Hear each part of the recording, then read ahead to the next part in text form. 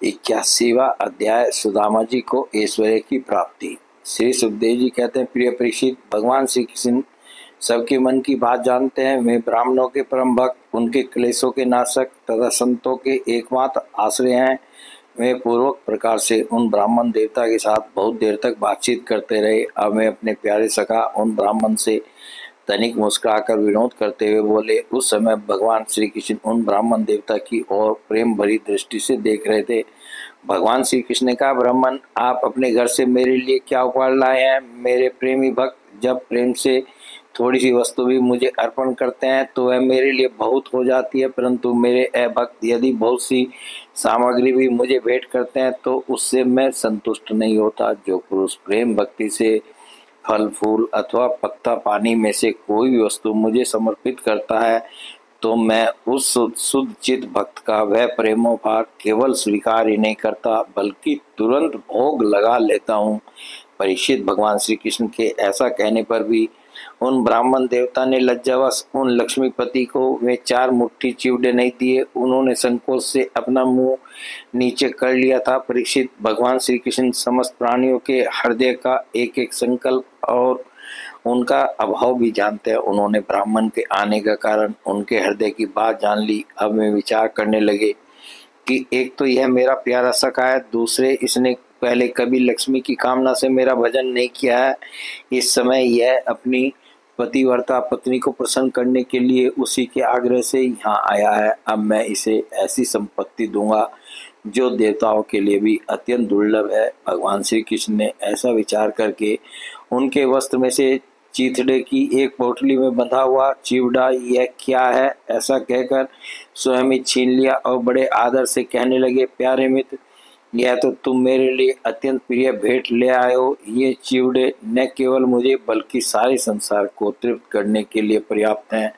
ऐसा कहकर वे उसमें से एक मुट्ठी चिवड़ा खा गए और दूसरे मुट्ठी ज्यों ही भरी त्यों ही रुक्मणी के रूप में स्वयं भगवती लक्ष्मी जी ने भगवान श्री कृष्ण का हाथ पकड़ लिया, क्योंकि वे तो एकमात्र भगवान के प्राण हैं, उन्हें छोड़कर और कहीं नहीं जा सकती। रुक्मणी जी ने कहा, विश्वात्मन, बस बस, मनुष्य को इस लोक में तथा मरने के बाद परलोक में भी समस्त संपत्तियों की समृद्धि प्राप्त करने के लिए यह एक मुट्ठी चिवड़ा ही बहुत है, क्योंकि आपके लिए इतना ही प्रसन्नता का हेतु बन जाता है। परीक्षित, ब्राह्मण देवता उस रात को भगवान श्री कृष्ण के महल में ही रहे। उन्होंने बड़े आराम से वहाँ खाया पिया और ऐसा अनुभव किया मानो मैं वैकुंठ में ही पहुँच गया हूँ। परीक्षित, श्री कृष्ण से ब्राह्मण को प्रत्यक्ष रूप में कुछ भी न मिला, फिर भी उन्होंने उनसे कुछ मांगा नहीं। वे अपने चित्त की करतूत पर कुछ लज्जित से होकर भगवान श्री कृष्ण के दर्शन जनित आनंद में डूबते उतराते अपने घर की ओर चल पड़े। वे मन ही मन सोचने लगे, अहो कितने आनंद और आश्चर्य की बात है, ब्राह्मणों को अपना इष्ट देव मानने वाले भगवान श्री कृष्ण की ब्राह्मण भक्ति आज मैंने अपनी आंखों देख ली।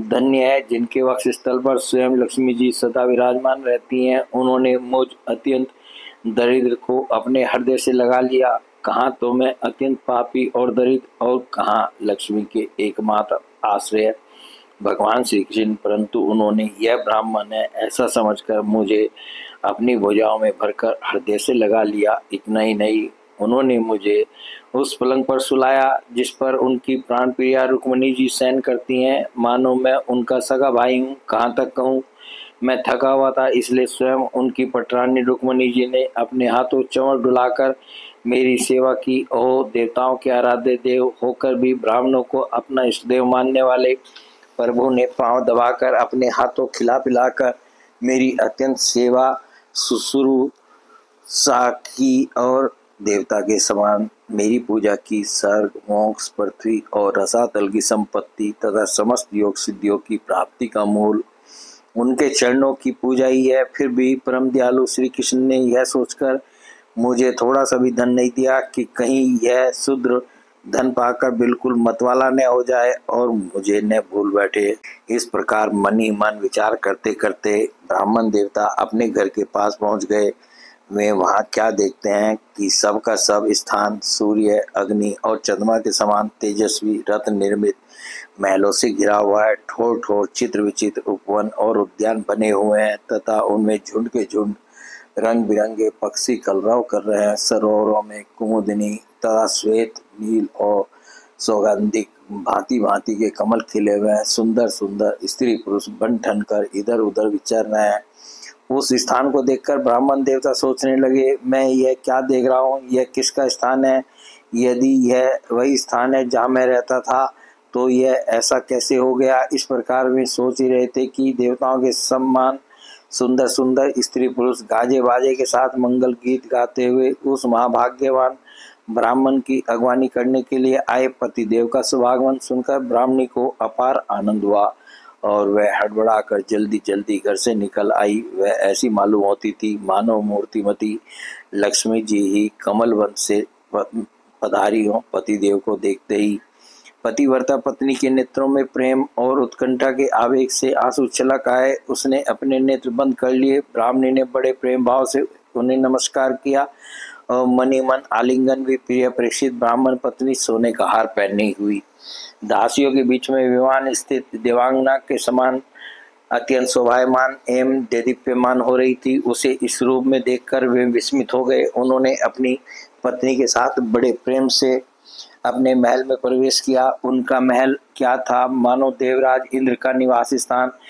इसमें मणियों के सैकड़ों खंभे खड़े थे। हाथी के दांत के बने हुए और सोने के पात से मढ़े हुए पलंगों पर दूध के फेन की तरह श्वेत और कोमल बिछौने बिछ रहे थे। बहुत से चंवर वहां रखे हुए थे जिनमें सोने की डंडियां लगी हुई थी। सोने के सिंहासन शोभायमान हो रहे थे जिन पर बड़ी कोमल कोमल गद्दियां लगी हुई थी। ऐसे चंदोवे भी झिलमिला रहे थे जिनमें मोतियों की लड़ियां लटक रही थी। स्फटिक मणि की स्वच्छ भीतों पर पन्ने की पच्चीकारी की हुई थी। रत्न निर्मित स्त्री मूर्तियों के हाथों में रत्नों के दीपक जगमगा रहे थे। इस प्रकार समस्त संपत्तियों की समृद्धि देखकर और उसका कोई प्रत्यक्ष कारण न पाकर बड़ी गंभीर तरह से ब्राह्मण देवता विचार करने लगे कि मेरे पास इतनी संपत्ति कहाँ से आ गई। वे मनी मन कहने लगे, मैं जन्म से ही भाग्यहीन और दरिद्र हूँ, फिर मेरी इस संपत्ति समृद्धि का कारण क्या है? अवश्य ही परम ऐश्वर्यशाली यदुवंश शिरोमणि भगवान श्री कृष्ण के कृपा कटाक्ष के अतिरिक्त वो कोई कारण नहीं हो सकता। यह सब कुछ उनकी करुणा की ही देन है। स्वयं भगवान श्री कृष्ण पूर्ण काम और लक्ष्मीपति होने के कारण अनंत भोग सामग्रियों से युक्त हैं। इसलिए वे याचक भक्त को उसके मन का भाव जानकर बहुत कुछ दे देते हैं, परंतु उसे समझते हैं बहुत थोड़ा, इसलिए सामने कुछ कहते नहीं। मेरे यदुवंश शिरोमणि सखा श्याम सुंदर सचमुच उस मेघ से भी बढ़कर उदार है, जो समुद्र को भर देने की शक्ति रखने पर भी किसान के सामने न बरसकर उसके सो जाने पर रात में बरसता है और बहुत बरसने पर भी थोड़ा ही समझता है। मेरे प्यारे सखा श्री कृष्ण देते हैं बहुत पर उसे मानते हैं बहुत थोड़ा, और उनका प्रेमी भक्त यदि उनके लिए कुछ भी कर दे तो वे उसको बहुत मान लेते हैं। देखो तो सही, मैंने केवल उन्हें एक मुट्ठी चिवड़ा भेंट किया था, पर उदार शिरोमणि श्री कृष्ण ने उसे कितने प्रेम से स्वीकार किया। मुझे जन्म जन्म उन्हीं का प्रेम, उन्हीं की हितैषिता, उन्हीं की मित्रता और उन्हीं की सेवा प्राप्त हो। मुझे संपत्ति की आवश्यकता नहीं, सदा सर्वदा उन्हीं गुणों के एकमात्र निवास स्थान महानुभाव भगवान श्री कृष्ण के चरणों में मेरा अनुराग बढ़ता जाए और उन्हीं के प्रेमी भक्तों का सत्संग प्राप्त हो। अजन्मा भगवान श्री कृष्ण संपत्ति आदि के दोष जानते हैं। वे देखते हैं कि बड़े बड़े धनियों का धन और ऐश्वर्य के मद से पतन हो जाता है, इसलिए वे अपने अदूरदर्शी भक्त को उसके मांगते रहने पर भी तरह तरह की संपत्ति, राज्य और ऐश्वर्य आदि नहीं देते। यह उनकी बड़ी कृपा है। परीक्षित, अपनी बुद्धि से इस प्रकार निश्चय करके वे ब्राह्मण देवता त्याग पूर्वक अनासक्त भाव से अपनी पत्नी के साथ भगवत प्रसाद स्वरूप विषयों को ग्रहण करने लगे और दिनों दिन उनकी प्रेम भक्ति बढ़ने लगी। प्रिय परीक्षित, देवताओं के भी आराध्य देव भक्त भयहारी यज्ञपति सर्वशक्तिमान भगवान स्वयं ब्राह्मणों को अपना प्रभु अपना इष्टदेव मानते हैं, इसलिए ब्राह्मणों से बढ़कर और कोई भी प्राणी जगत में नहीं है। इस प्रकार भगवान श्री कृष्ण के प्यारे सखा उस ब्राह्मण ने देखा कि यद्यपि भगवान अजीत हैं, किसी के अधीन नहीं है, फिर भी वे अपने सेवकों के अधीन हो जाते हैं, उनसे पराजित हो जाते हैं। अब वे उन्हीं के ध्यान में तन्मय हो गए।